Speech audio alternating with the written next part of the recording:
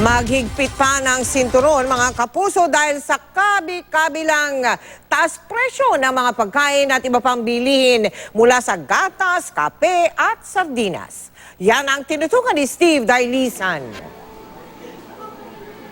Sa almusal pa lang, ramdam na ang pagtaas ng presyo ng mga pangunahing produkto. Tumaas ng 75 centavos to 150 ang presyo ng kape, 1 peso and 50 centavos naman sa gatas. Sa evaporated milk, may 25 centavos na pagtaas. Ang asukal aabot sa 4 pesos din ang itinaas. Kung magmemeryenda ng biskwit, tumaas din ng 75 centavos hanggang 1 peso and 50 centavos kada pakete. May pagtaas din sa mga sitserya, sabong panlaba at refrigerated goods dahil sa pagtaas ng kuryente. Tumaas naman ng 2 to 8 pesos ang presyo ng baterya. Ang lahat ng mga pagtaas na ito, epekto raw ng patuloy na paghina ng piso kontra dolyar. Karamihan ng ating mga sangkap ng ating bilihin ay imported. Okay, kundi yung packaging, yung laman, di ba? So since imported itong mga items na to, natural, may old stock pa siguro yung iba, pero malapit ng pag nag-order, new stock ng order, tataas ang presyo. Tumaas din ang presyo ng canned goods. Nasa 25 centavos ang nadagdag sa lata ng sardinas. Tumaas daw kasi ang presyo ng lata at takip na ginagamit para rito. Kahit pa karamihan sa mga produktong matatagpuan sa supermarket, tumaas ang presyo, hindi naman daw nakisabay ang lahat ng mga brands.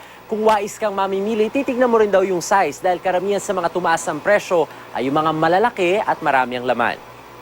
Kung pansupply lang sa bahay, baka raw di halos mapansin ang pagtaas. Ang mga maramihan kung bumili, ang higit na makakaramdam ng taas presyo. Kung magtaas man ang presyo ng kape, hindi na rin ako magtataas kasi sa 10 piso sa isang baso, meron na rin ako kahit piso niyan. Oktubre pa raw nung nakarang taon nag-abiso ng taas presyo ang mga manufacturer. Pinakiusap lang daw ng Department of Trade and Industry na huwag isabay sa Pasko. Practically 99%, no? Ang presyo nila hindi tumaas simula nung 2 years up to even 4 years ago. Kaya itong pagtaas na ito, hindi ito overnight na just because nagkaroon ng foreign exchange difficulty, tumaas. Matagal na silang nakadama nito pero ngayon lang nila, hindi na nila maibaba ang presyo nila.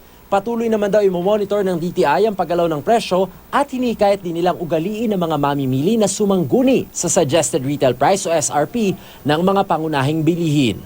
Steve Dailisan, Nakatutok, 24 Oras.